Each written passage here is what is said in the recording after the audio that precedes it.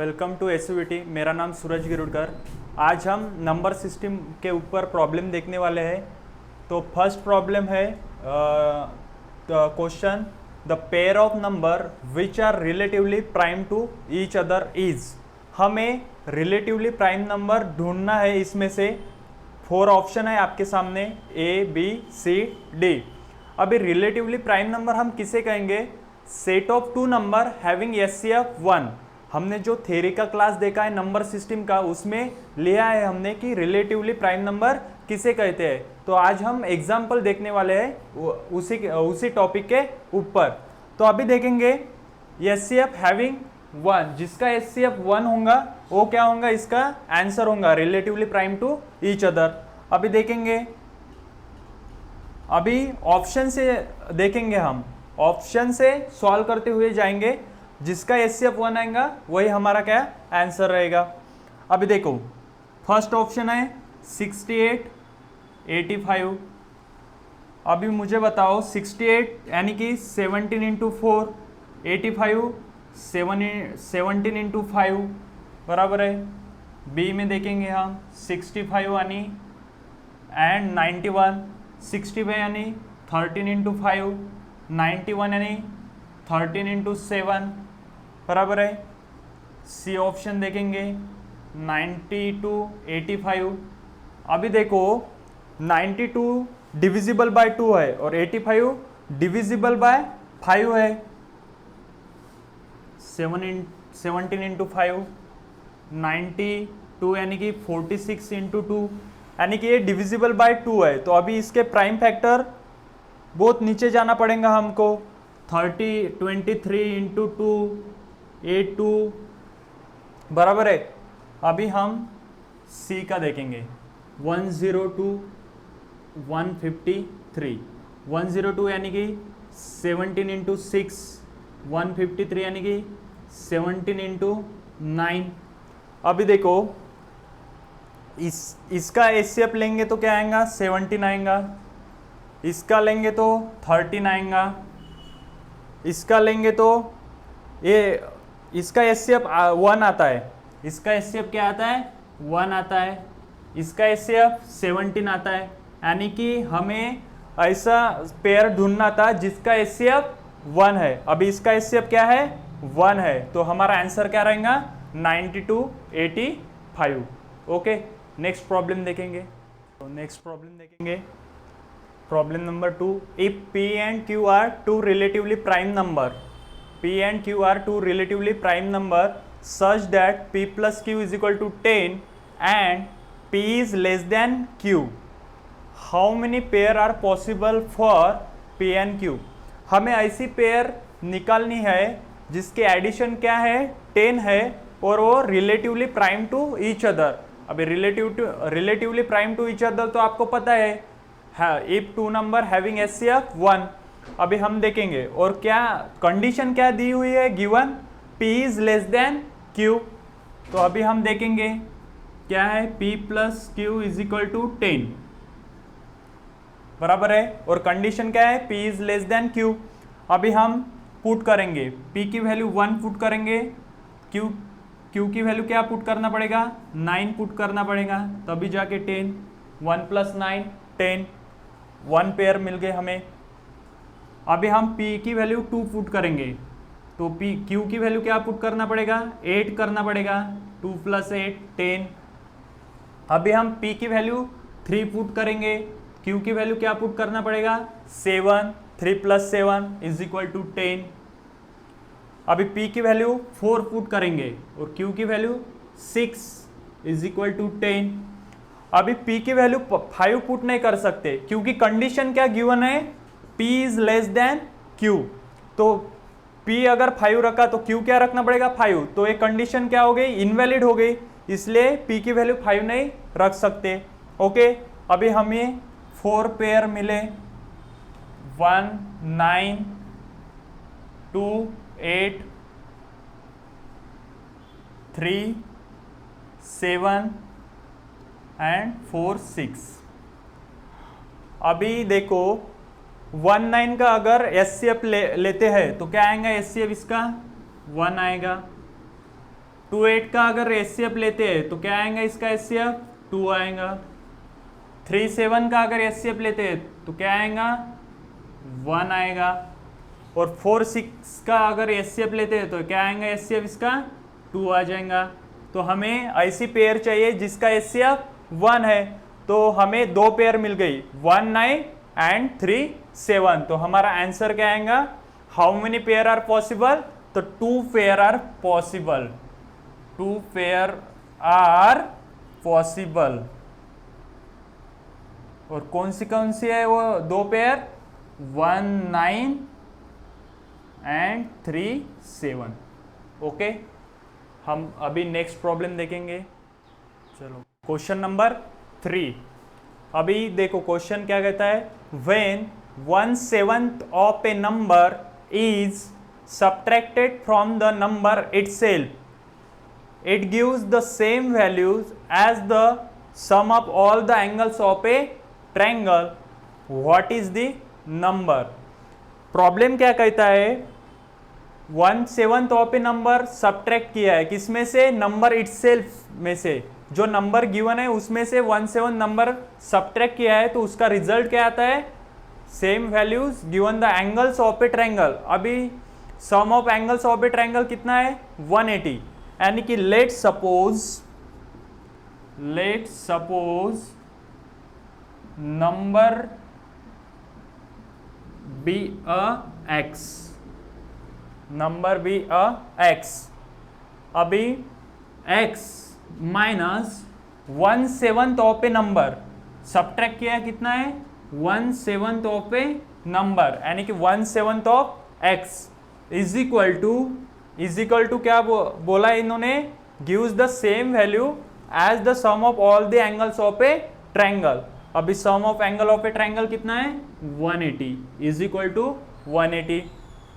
Cross multiplication करेंगे, 7x minus x upon 7 is equal to 180, यानी कि 6x is equal to 180 into 7, 6 3 ज़ा 18, 30, 7 is equal to 13 into 7, 210। 210 is the right answer. What is the number, अभी number बोला है तो number क्या आ गया x, लेट सपोज लिया था हमने x, तो x की वैल्यू क्या आ गई 210। 210 is the right answer. Okay, next problem देखेंगे। चलो प्रॉब्लम नंबर 4 देखेंगे। क्या है problem number 4, the sum of the 4 consecutive even number is 284, what would be the smallest number। अभी 4 consecutive even नंबर की सम दी हमें 284, तो हमें स्मॉलेस्ट नंबर निकालना है कि स्मॉलेस्ट नंबर कौन सा है जो कि इवन है। ओके, अभी हम ले suppose 4 consecutive even number be a x plus 2, x plus 4, x plus 6। अभी हमने 4 कॉन्जिक्यूटिव इवन नंबर लिए है, अभी इसकी एडिशन कितनी है 284 है, तो x plus 2, x plus 4 plus x plus 6 is equal to 284। 1x 2x 3x 4x, 4x plus 2 plus 4 6, 6 plus 6 12 is equal to 284, यानी कि 4x is equal to 284 minus 12, 2 7 2 4x। तो x की वैल्यू क्या आएंगे, यहाँ से 4 से डिवाइड कर लेंगे, 4 6 जा 24, 4 8 जा 32, यानी कि x की वैल्यू कितनी आ गई 68। 68 इज द स्मॉलेस्ट नंबर। अभी देखो इवन नंबर था इसलिए हमने 4 कॉन्जिक्यूटिव लेते समय x लिया था, x plus 2, x plus 4, x plus 6, क्योंकि स्मॉलेस्ट इवन नंबर 0 पॉसिबल है। मगर हम अगर उन्होंने ऑड नंबर बोला होता 4 कॉन्जिक्यूटिव ऑड नंबर, तो हम x+1 से स्टार्ट करते हैं। x+1, x+2,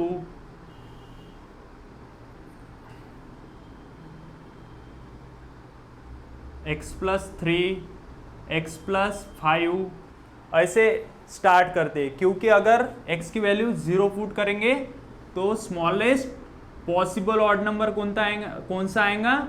1 आएगा, इसलिए x+1 से स्टार्ट करेंगे। लेकिन इवन नंबर था इसलिए x से स्टार्ट किया, बराबर है। नेक्स्ट प्रॉब्लम देखेंगे 5। If n is a 3 digit number and n square is equal to dash dash dash 54, how many values are possible for n? Okay, हमें 3 डिजिट नंबर का यहाँ पे क्या होल स्क्वायर दिया हुआ है, तो हमें पूछा है कि कितने वैल्यूज पॉसिबल है n के। अभी पहले तो हमें ये पता करना है कि जो नंबर गिवन है ये होल स्क्वायर नंबर है कि नहीं है। अगर है तो कौन से 3 डिजिट नंबर का है ये निकालना पड़ेगा, और कितने वैल्यूज पॉसिबल है n के ये निकालना पड़ेगा। अगर ये होल स्क्वायर नंबर नहीं है तो n की वैल्यूज क्या पॉसिबल रहेंगी? सिर्फ 0 पॉसिबल रहेंगी, क्योंकि ये होल स्क्वायर नंबर नहीं है। तो अगर है तो कितने वैल्यूज के है n के, तो n के वैल्यूज निकालना है। पहले तो हम चेक करेंगे कि इसका यूनिट डिजिट क्या है? 4 है, तो ये किसका स्क्वायर होगा, यानी कि n का यूनिट डिजिट क्या रहेगा ये पता चला हमें, क्योंकि इसके यूनिट डिजिट पर से, बराबर है। अभी हम देखेंगे 2 का स्क्वायर कितना आता है? 4। 8 का स्क्वायर कितना आता है? 64, यानी कि यूनिट डिजिट 4। यहाँ पर भी यूनिट डिजिट 4, यानी कि n के यूनिट डिजिट में 2 और 8 रहेंगे, 2 और 8 रहेंगे n के यूनिट डिजिट में, यानी कि n क्या हो गया? इवन नंबर हो गया। अगर n इवन नंबर हो गया तो n इज डिविजिबल बाय 2, क्योंकि डिविजिबिलिटी रूल बाय 2 क्या कहता है? इवन नंबर है तो वो क्या है? डिविजिबल बाय 2, यानी कि n इवन नंबर है तो वो डिविजिबल बाय 2 रहेगा। अगर n इवन नंबर है तो डिविजिबल बाय 2 रहेगा, तो n स्क्वायर क्या रहेगा? डिविजिबल बाय 4 रहेगा। 2 का स्क्वायर 4, यानी कि n स्क्वायर डिविजिबल बाय 4 रहेगा। और 4 का डिविजिबिलिटी रूल क्या कहता है? If last 2 digit is divisible by 4 then the given number is divisible by 4। अभी 54 डिविजिबल बाय 4 है कि नहीं ये चेक करना पड़ेगा हमें। 54 डिविजिबल बाय 4 है कि नहीं ये चेक करना पड़ेगा। तो डिविजिबल बाय है क्या? 4 1 जा 4, कैरी 1 14, 4 3 जा 4 3 जा 12, कैरी 2, तो डिविजिबल नहीं है। तो हमें पता चला कि ये 54 डिविजिबल बाय 4 नहीं है, तो ये एंटायर नंबर क्या रहेगा? डिविजिबल बाय 4 नहीं रहेगा। अगर डिविजिबल बाय 4 नहीं है तो ये होल स्क्वायर नहीं रहेगा। होल स्क्वायर नहीं रहेगा तो n की कोई भी वैल्यू पॉसिबल नहीं है, यानी कि n की 0 values possible for n, 0 values possible for n। Okay, next problem देखेंगे। चलो प्रॉब्लम नंबर 6 देखेंगे। Okay, 8567x92 is divisible by 3. How many values possible for x? Also find sum of all possible values. अभी जो given number है ये divisible by 3 है, इसका मतलब क्या हो गया? अभी डिविजिबिलिटी बाय 3 का रूल क्या कहता है? If the sum of all digit is divisible by 3 then the entire number is divisible by 3। ये डिविजिबल बाय 3 का रूल कहता है, बराबर है। How many values possible for x, तो हमें x की वैल्यूज कितने x की वैल्यूज पॉसिबल है ये निकालना है। और also find the sum of all possible values, जो भी जितने भी पॉसिबल वैल्यूज है उसकी क्या निकालना है? सम भी निकालना है। ओके, तो हम देखेंगे 8567x92। अभी ये नंबर हमें क्या चाहिए? 3 से डिविजिबल तो है, 3 से डिविजिबल है यानी कि 9, 3 से डिविजिबल है, 7 प्लस 2 9 3 से डिविजिबल है, 6 3 से डिविजिबल है, यानी कि बचा क्या है 8 प्लस 5, 8 प्लस 5 यानी कि 13, 13 प्लस x। तो हमें अभी x की वैल्यू फाइंड करनी है कि जिस इसकी एडिशन क्या रहेगी, डिविजिबल बाय 3 रहेंगी। अभी पॉसिबल वैल्यूज देखेंगे। अगर x की वैल्यू मैं 0 पुट करता हूँ तो 13 डिविजिबल बाय 3 है क्या, नहीं है। हमें क्या चाहिए, डिविजिबल बाय 3 चाहिए। x की वैल्यू अगर मैं 1 पुट करता हूँ तो 14 डिविजिबल बाय 3 है क्या, नहीं है। x की वैल्यू अभी मैं 2 पुट करता हूँ तो 13 प्लस 2 15, 15 इज डिविजिबल बाय 3। ये कंडीशन सेटिस्फाई होनी चाहिए अपनी, डिविजिबल बाय 3। तो x की वैल्यू क्या पुट की मैंने, 2 पुट की। अभी मैं 3 पुट करके देखता हूँ तो पॉसिबल है क्या, नहीं। 4 पुट करके देखता हूँ, 13 प्लस 4 17, 17 इज डिविजिबल बाय 3 है क्या, नहीं है। तो अभी मैं 5 पुट करके देखता हूँ, 13 प्लस 5 18, 18 डिविजिबल बाय 3 है क्या, तो है। तो मैं x की वैल्यू और क्या आ गई, 5 आ गई। ओके, अभी 6 चेक करके देखता हूँ, 13 प्लस 6 19, 19 है क्या डिविजिबल बाय 3, नहीं है। अभी हाँ मैं 7 पुट करके देखता हूँ, 13 प्लस 7 20 है क्या, नहीं है।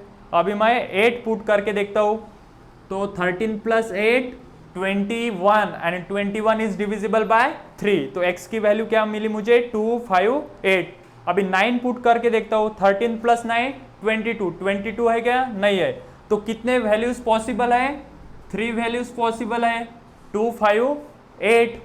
तो अभी हमें अगर यहाँ तक पूछा होता सवाल तो हमें ये आंसर देना पड़ता, 3 वैल्यूज पॉसिबल, 3 वैल्यूज पॉसिबल।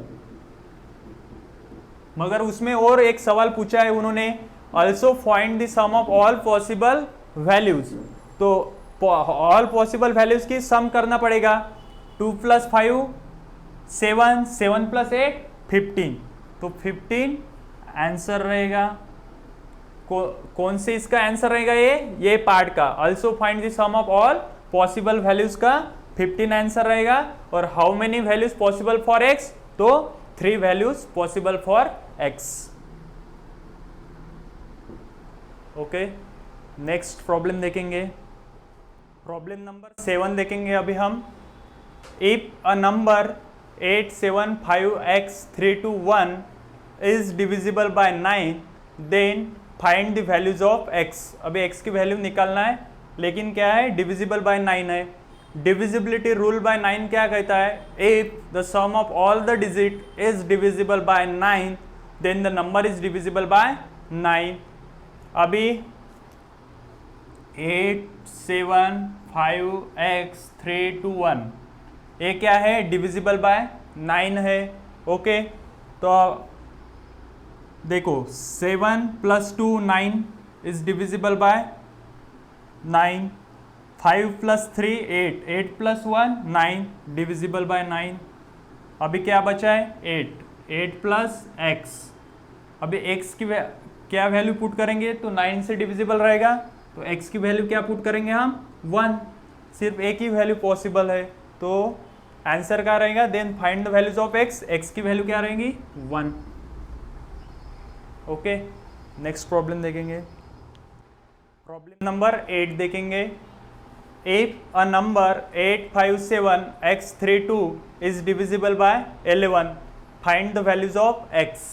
बराबर है, ये क्या बोल रहा है कि डिविजिबल बाय 11 है, ए वाला नंबर, गिवन जो नंबर है वो 11 से डिविजिबल है। अभी 11 का डिविजिबिलिटी रूल क्या कहता है, sum of digit at odd places and sum of digit at even places. अगर इसका डिफरेंस लेते हैं, इसका डिफरेंस अगर इज आइदर 0 और मल्टीपल ऑफ 11 आता है तो क्या है वो नंबर क्या है, गिवन नंबर डिविजिबल बाय 11 है। ओके, तो हम देखेंगे अभी डिफरेंस 857x32 बराबर है। तो हम क्या करेंगे, पहले ऑड प्लेसेस पे 2 प्लस एक्स प्लस 5, 2 प्लस यानी कि कितना हो गया, 2 प्लस एक्स प्लस 5 यानी कि 7 प्लस एक्स। और ये इवन प्लेसेस का देखेंगे हम, 7 प्लस 3 10, 10 प्लस 8 18, अभी हम इसका डिफरेंस लेंगे तो क्या आएगा इसका डिफरेंस, से 18 में से 7 गया तो कितना रहा 11, तो x माइनस 11। अभी find the values of x, तो x की वैल्यू क्या पुट करना पड़ेगा मुझे, 0 पुट करना पड़ेगा, तभी ये 11 से डिविजिबल है, बराबर है। x की वैल्यू 0 पुट करेंगे तो क्या आएगा -11, माइनस साइन को इग्नोर कर देंगे। अगर ये ऐसे किया होता हमने तो ये माइनस साइन नहीं आती थी।